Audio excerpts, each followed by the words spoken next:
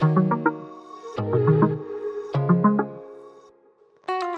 guys, welcome back to my channel. If this is your first time here, my name is Rarasu Amarabi. On this channel, I film content surrounding graduate school, sustainability, education, and lifestyle. This is the second episode on the research feature series where I interview current and past graduate students about their research in order to simplify it in layman's term so that upcoming researchers and those out of the scientific community can understand the research that is being done in graduate school. And today on the channel, we have Damilola Akamo, and he will be telling us all about his research. Thank you, Damilola, for coming on the channel. I really appreciate it. So, can you just Thank start you. off by introducing yourself to the audience? Oh, thank you so much, Jen, for having me on your on the channel today. My name is Damilola Akamo. As I said, I'm a PhD student at the University of Tennessee, Knoxville, where I'm studying energy science and engineering. Can you give us like a background, like your undergrad? Did you do a master's or did you just come straight for a PhD? Like, just where did you do your undergraduate studies? Yeah, I finished from Obafemi Law University, where I studied mechanical engineering. I finished in 2016, and then I applied to the US for a PhD. So I got a direct PhD to study energy science and engineering at the University of Tennessee, Knoxville, where I am. I also got an offer to study mechanical engineering PhD at the University of Kentucky. Yeah. So I didn't have a master. So it's possible to have, to do a direct PhD in the United States. If you have a good result, you should be able to do that from your undergrad. Yeah. So yes, it's actually true. You could just directly come from your undergrad for your PhD, but something with that is that you actually need to know what you want to do. So, like, you studied mechanical engineering in undergraduate, and now you're pursuing energy science and Yeah, energy science or what? and engineering. And engineering. So, how Yeah. did you make that switch? How did you know you didn't want to just come like for a PhD in mechanical engineering? Like, was there a story to why you like actually picked that field directly straight out from undergraduate? My final year project in the undergrad was basically on biomass research. Where we are doing biomass pyrolysis and production of a biogas and biofuel. That really fueled my interest for renewable energy research, and then it made me know where I want to really focus on. So while I was searching for schools, I was trying to look out for schools that are doing, renewable energy research, and I applied to those schools. For Kentucky, the research I applied for was basically mechanical engineering with specialization in renewable energy. So the professor I had contact with was in the Center for Applied Energy Research. So it was still majorly like the renewable energy. And here at the University of Tennessee, Knoxville, there's a wide portfolio, a very rich portfolio of renewable energy research. So that made me really switch into the renewable energy field. You know. So, can you tell us about your research? Like, in simple terms, what is your research about? Like, reduce So the jargons. yeah, I'm going to try so much to break it down. I've been thinking about it, so I don't want to just sound so technical. So basically, what I'm trying to do here is just the uh, synthesis and characterization of energy materials that are relevant for thermal energy storage. So I'm trying to develop new materials that will be relevant for thermal energy storage. And these materials or uh, these particular materials can store energy from the sun during the day, and then we use it for space cooling or space heating during the night, as the case may be. So they are majorly phase change materials, so they can tap into the fluctuation in the temperature, between the day and the night to store energy, either hot or cold energy, as the case may be, for use in heating, ventilation, and air conditioning. So that's basically what I'm doing. So I do a lot of synthesis, and then characterization will involve experimental work and then simulation work too. So for me, I think I'm stronger in the simulation part. So I do more of the simulation part, and I also do a little bit of neutron scattering or X-ray scattering technique to characterize these particular materials for thermal energy storage. That's very interesting. Yeah. So, like, you're synthesizing new materials presently, like in the industry. Yeah. There are materials already available for this, right? Yeah, so there are materials that are available, but these particular materials have their own challenges. So one of the materials that we know that they use for thermal energy storage is actually salt hydrate. These are salt that contains water of crystallization, so they have high latent heat. But one major challenge with them is that once they go through the heating and cooling cycle repeatedly, they undergo phase separation, such that the salt separates from the water and they don't come back again, after melting. And that really reduced the energy storage capacity of that material. So that is a major challenge that we have been facing with that particular material. And we are trying to solve that particular challenge by introducing maybe some stabilizers or other materials that can help us reduce this phase separation and supercooling, as the case may be. So that's what my research is majorly about. So I'm developing composites phase change materials for thermal energy storage. Yeah. So you mentioned that your work is mainly simulations, not experimental. So I do a little bit of experimental, which is a neutron scattering experiment. So I do neutron scattering, or neutron or X-ray scattering. So when you pass neutron through materials, they can scatter, and from that scattering, you can really decode a lot of information about the material, such as the structure of that material. So when I know the structure of the material, the structure actually dictates the properties most of the times. So with that information I get from the experiment, I can simulate that using molecular dynamic simulation or other pair distribution function software, to correlate the structure property relationship that I get from my experiments with my simulation. Awesome. This can you, if you're able to, like, tell us like the softwares you like make use of, like. Yeah. So for MD simulation, when I say MD simulation, I'm saying molecular dynamic simulation. So I call it MD simulation. So for MD simulation, we use LAMMPS software. So LAMMPS is free and it's available everywhere. You can just download it on your system, just for simple simulation. When you want to do when you want to do very complex simulation, you have to use maybe the supercomputer or clusters in the school. And then I also make use of a PDF GUI. PDF GUI is also a free software. So this can help us simulate just a small box of atoms, say about 20 atoms, to know the structure of the material. And I also use Discourse. So Discourse is actually for disordered materials. These are highly disordered materials, they are complex materials. And I also make use of there's this new software we use for reverse Monte Carlo simulation. I think RMC profile. Yeah. Okay. It's not like I use any of the software in curriculum. Yeah. So I don't know. Yeah.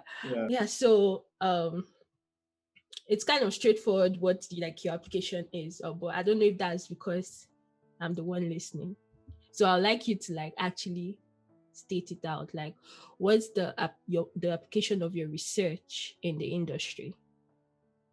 Yeah, so basically, these particular materials can be used for HVAC, which is heating, ventilation, and air conditioning. So air conditioning, industries can make use of it. They can also make use of it in power generation, for maybe even industrial refrigeration. Even cold rooms too can make use of this particular technology. So another question I'd like to ask is, you're currently doing a particular research, right? And you finish and you get your PhD.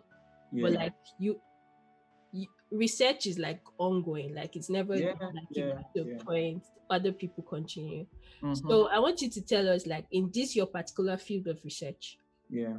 what research opportunities are available, like for emerging scholars that will want to come into this your field, like what can they work on?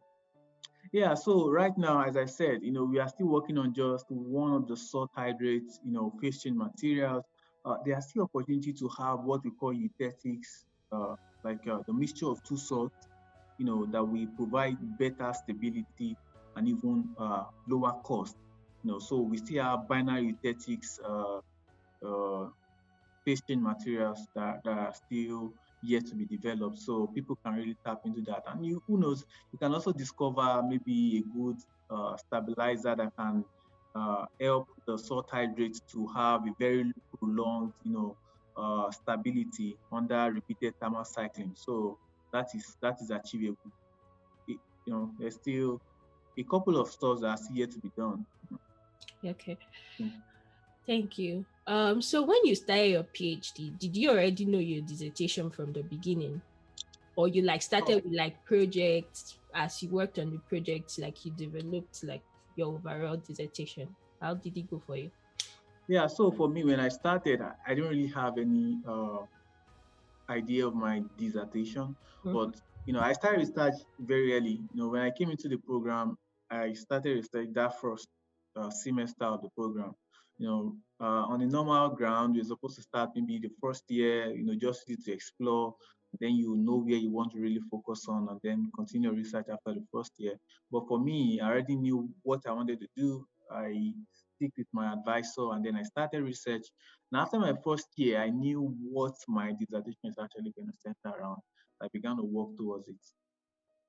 Nice.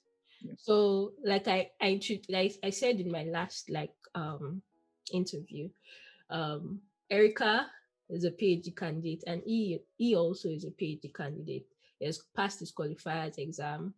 You still have your proposal to do, right? Yeah, I Or see you how don't? my Yeah. so my proposal is just going to be towards maybe towards my graduation. I'll do the proposal, and then you know maybe a semester after I defend, and then I get a PhD.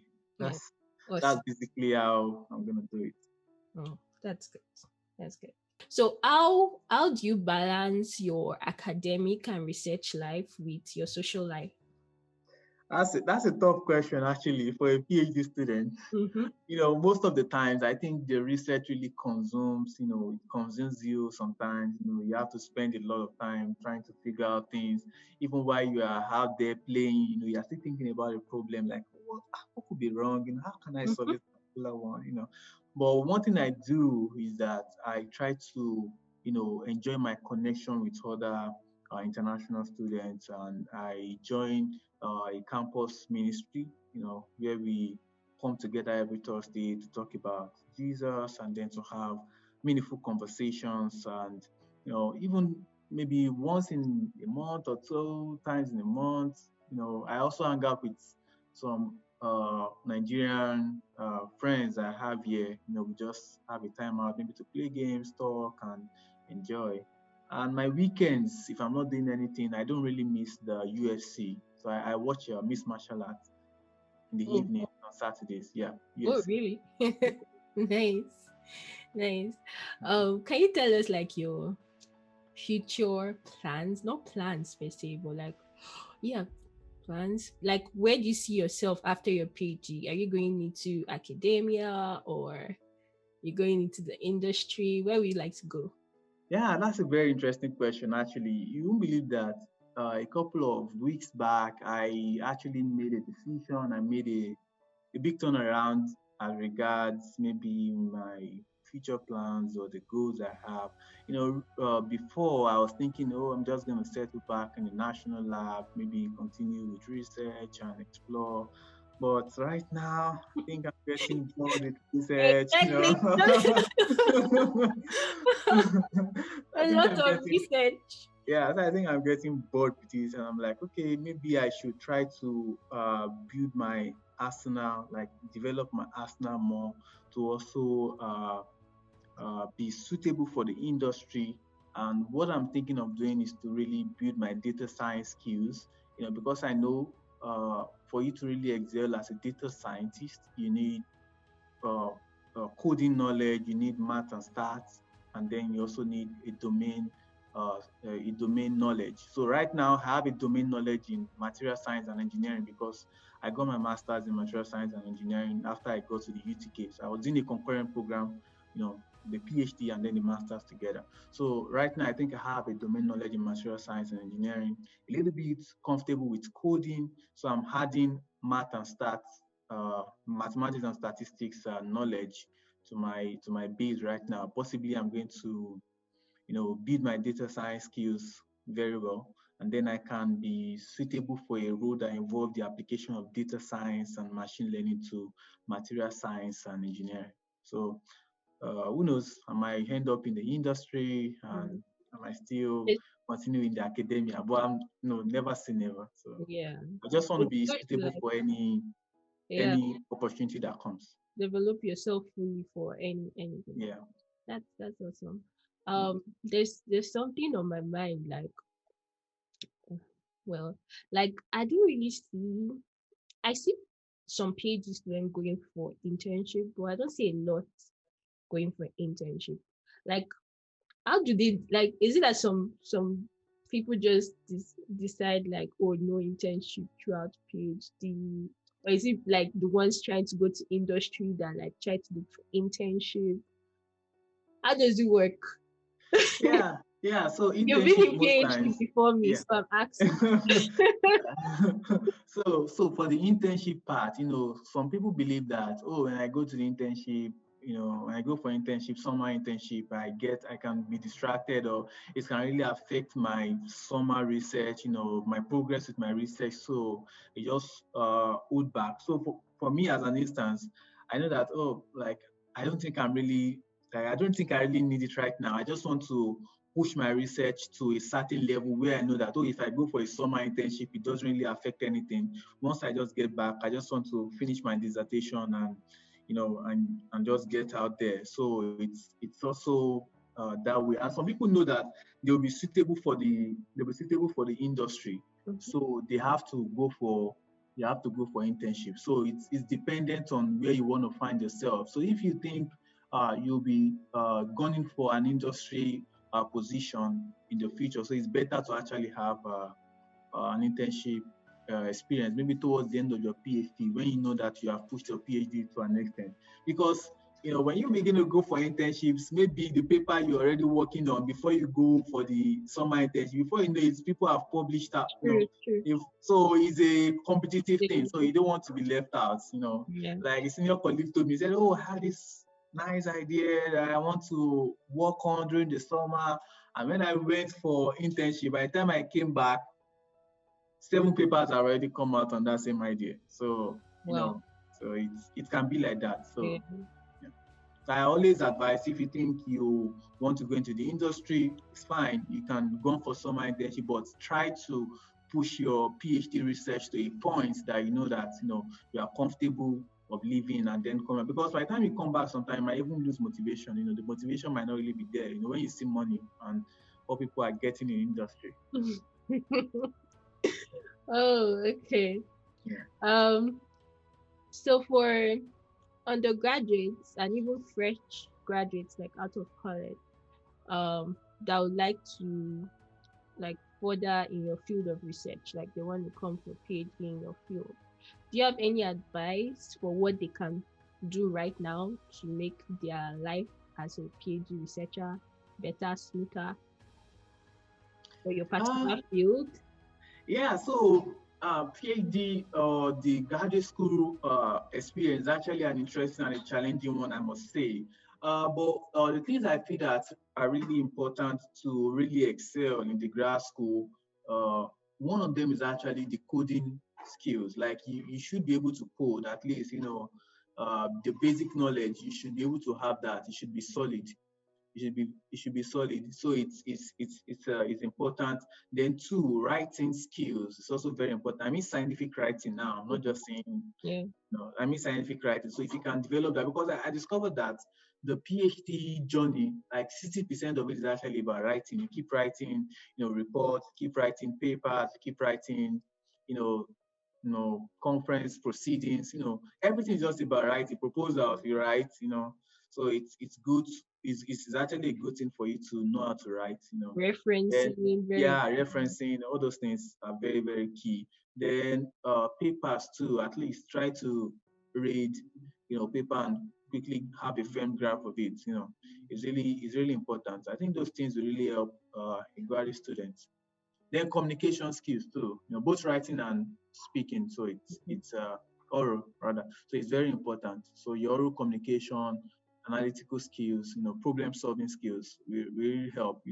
So for instance, as a graduate student, you should be able to think, right on your feet when you are encountering a particular challenge. You should be able to think of a way out. One or two way out. I think that's key. Yeah. That's even important for not even just like the tips you just gave, not Yeah. just for like the scientists, or let's say the science Yeah. part, like, Generally, actually. yeah. Mhm. But I'm still going to ask the last question. Like just a general advice for anyone wanting to come into this research world. You mean into the research world or into my world of research? The previous question was for your world, like your Oh, okay. research field. Yeah. So I think basically it's just the coding knowledge, and then you should be able to, experimental design. From my own side, I think you should be able to design experiments very well. Yeah. But Yeah. like now I'm talking about like a general like advice even for people coming to Yeah. like the Yeah. arts and all, like is there like a mindset they should have? Yeah, so I think I answered a couple of that in the previous question. Both the analytical skills, writing, coding. Then one thing that is also very important is actually that tough mentality. You should be tough mentally. Mm-hmm. You shouldn't just allow things to break you down. A couple, Exactly. a couple of people have told me, oh, in this PhD thing, I've cried and cried. I'm like, Yes, like well, it's, let me tell you guys, uh, this week your professor will be like, "Oh, you're doing well." The next week is like, "What are you doing?" what are you doing? Yeah. So you Yeah. got you have to be tough. Like this is not why I'm paying you. Like it's actually part of it. So you have to be tough mentally. Like you don't just allow things break you down. And when you're actually frustrated, you should think of what you can do. Like you should think of 1, 2, 3 things that you can do to make yourself lively. Such that Exactly. get True. out of True. that True. frustration. Yeah. So Like if it's very important. So I think of, I just know the things I can do when I know things are actually getting Mhm. frustrating. Yeah. It's really important. And, should also say that coming into the grad school, a lot is actually happening. It's a fast-paced one. You shouldn't get carried away because uh, you should focus on actually the end in mind. Like, okay, what do I really want to do, with this PhD? What do I want to really do with this master's? Like, where do I see myself? You should be working towards that because in the grad school, you do a lot of coursework, research is going on, and in the middle of it, you just find that you are lost. Like you can't really find yourself, which is very bad. So you should be able to know what you want for yourself and see where you'll be even after the whole PhD. Because the PhD is actually a degree, it's who you become that really matters.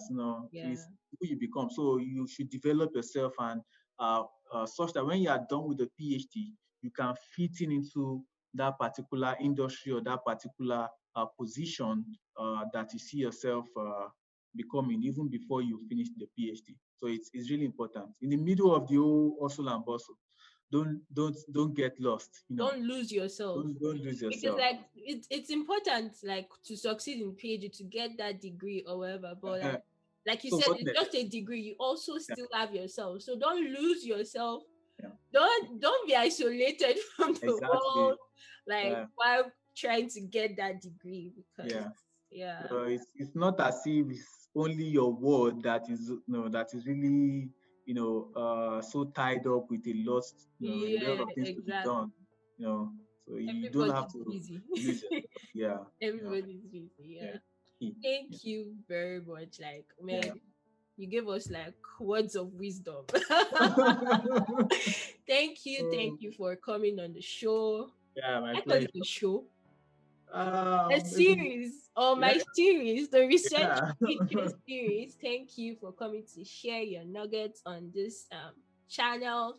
I hope my viewers learned a lot because I did. Um, yeah, thank you very much. And Yeah, my pleasure. we even would love to speak to you again. Mhm. Not just like on grad school now, but like on your research because it's renewable energy, and you know I'm the Yeah. sustainability girl. Yeah, we've always So been working. I think we've been working for more than 6 years now. You remember yeah, the group club now. exactly. So, We- but yeah, like I would like us to like discuss the whole material stuff for the thermal Mhm, storage, mhm. solar and all, and even like maybe talk about the solar development in Africa, blah blah blah, Yeah, on my yeah, podcast. Yeah, yeah. I really love that. I really love yeah. So and I'm always available I anytime. look forward to speaking to you again. So thank Yeah. you, Damilola. And guys, if you want to get in contact with him, all his information will be down in the description box.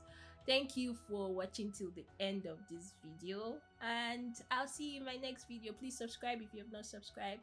Like, share, comment. Bye.